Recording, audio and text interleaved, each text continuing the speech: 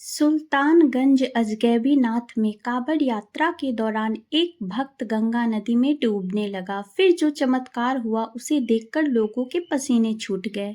हर हर महादेव दोस्तों, सुल्तानगंज अजगैबीनाथ में कांवड़ यात्रा के दौरान एक भक्त गंगा नदी में डूबने लगा। अपने भक्त को बचाने महादेव स्वयं दौड़े चले आए। फिर जो चमत्कार हुआ उसे देखकर लोगों के पसीने छूट गए। सुल्तानगंज बिहार का एक पवित्र तीर्थ स्थल, जहां गंगा नदी की उत्तरी धारा उत्तरवाहिनी बहती है और हर साल सावन के महीनों में लाखों भक्त बाबा अजगैबीनाथ के दर्शन के लिए कांवड़ यात्रा पर निकलते हैं। यह यात्रा 105 किलोमीटर की कठिन पैदल यात्रा है, जो सुल्तानगंज से शुरू होकर देवघर के बाबा बैद्यनाथ धाम तक जाती है। भक्त गंगाजल लेकर बोल बम और हर हर महादेव के जयकारों के साथ इस यात्रा को पूरी करते हैं। यह घटना एक ऐसे ही भक्त की है जिसके साथ सावन 2025 में एक ऐसी चमत्कार हुई कि सुनने वालों के रोंगटे खड़े हो जाएंगे। तो भक्तों, चलिए शुरू करते हैं इस भव्य रूपी घटना को। अगर आप भी महादेव के सच्चे भक्त हो तो वीडियो को लाइक करके चैनल को सब्सक्राइब जरूर कर दें। अजीत एक साधारण गांव का युवक था जो उत्तर प्रदेश के बलिया जिले के एक छोटे से गांव में रहता था। उसकी उम्र 28 साल की थी। वह एक छोटी सी किराने की दुकान चलाता था। अजीत बचपन से ही भगवान शिव का परम भक्त था। उसकी माँ उसे बचपन में सुल्तानगंज के अजगैबीनाथ मंदिर ले जाया करती थी, जहाँ वह गंगा के किनारे बैठकर घंटों शिवलिंग की पूजा करता। अजीत का मानना था कि बाबा अजगैबीनाथ उनकी हर पुकार सुनते हैं। हालांकि अजीत का जीवन आसान नहीं था। 2 साल पहले उसकी मां का देहांत हो गया था और उसके पिता लंबे समय से बीमार थे। परिवार की आर्थिक स्थिति कमजोर थी और अजीत की शादी भी टूट चुकी थी। इन सब के बावजूद उसका विश्वास शिव पर अटल था। हर सावन वह कांवड़ यात्रा में हिस्सा लेता और गंगाजल लेकर बाबा बैद्यनाथ को अर्पित करता।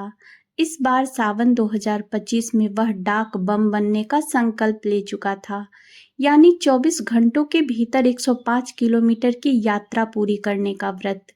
अजित ने अपने गांव के मंदिर में पूजा की और अपने दोस्तों सुनील और राजू के साथ सुल्तानगंज के लिए निकल पड़ा। सुनील एक मजाकिया और हंसमुख इंसान था जो हमेशा अजित का हौसला बढ़ाता। वही राजू थोड़ा शांत स्वभाव का था, लेकिन उसकी भक्ति भी गहरी थी। तीनों ने तय किया कि वे इस बार एक साथ डाक बम बनेंगे और सुल्तानगंज का माहौल भक्ति से सराबोर था। गंगा के किनारे हजारों कांवड़िए कतार में खड़े थे, अपने कांवड़ में गंगाजल भरने के लिए। अजगैबीनाथ मंदिर में भक्तों की भीड़ थी और बोल बम के नारे गूंज रहे थे। अजित ने गंगा में स्नान किया और मंदिर में जाकर बाबा अजगैबीनाथ से प्रार्थना की, हे महादेव, इस बार मेरी यात्रा को सफल करना, मेरे पिता को स्वास्थ्य देना और मेरे जीवन की परेशानियों को दूर करना। गंगा का जल ठंडा था और अजित ने अपने कांवड़ में जल भरा। उसने अपने कंधे पर कांवड़ उठाई और सुनील व राजू के साथ यात्रा शुरू की।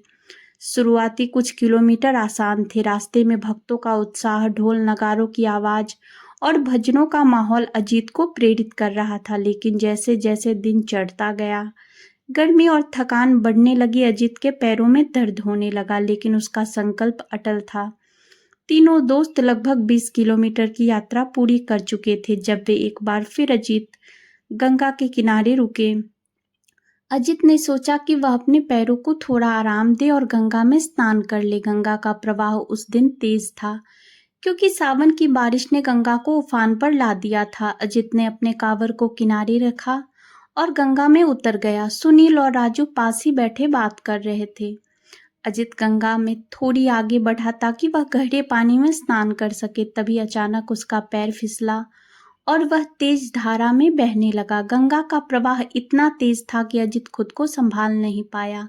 उसने मदद के लिए चिल्लाया, सुनील, राजू, बचाओ, लेकिन उसकी आवाज नदी के शोर में दब गई। सुनील और राजू को तब तक समझ आया अजित पानी में काफी दूर बह चुका था। भीड़ में हड़कंप मच गई। कुछ लोग चिल्लाने लगे, कोई डूब रहा है, लेकिन गंगा की तेज धारा में कोई भी उसे बचाने की हिम्मत नहीं कर पा रहा था। अजित पानी में डूबने उतरने लगा। उसका दम घुट रहा था और वह बार बार हर हर महादेव का जाप कर रहा था। उसकी आंखों के सामने अंधेरा छाने लगा।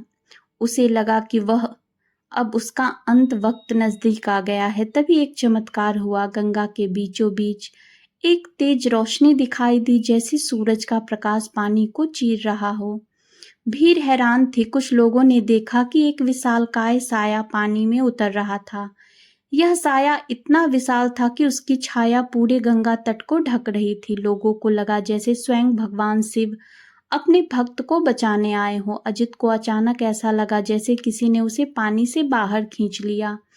उसकी सांसें लौट आई और जब उसने आंखें खोली तो वह गंगा के किनारे पड़ा था। उसके चारों ओर लोग इकट्ठा थे और सभी हैरान थे। अजीत को समझ नहीं आ रहा था कि वह कैसे बच गया।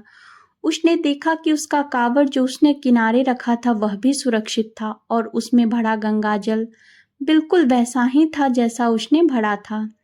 सुनील और राजू दौड़कर अजित के पास आए। सुनील ने कहा, अजित तू कैसे बच गया? हमने तो तुझे पानी में डूबते देखा। अजित ने कांपते हुए कहा, मुझे नहीं पता।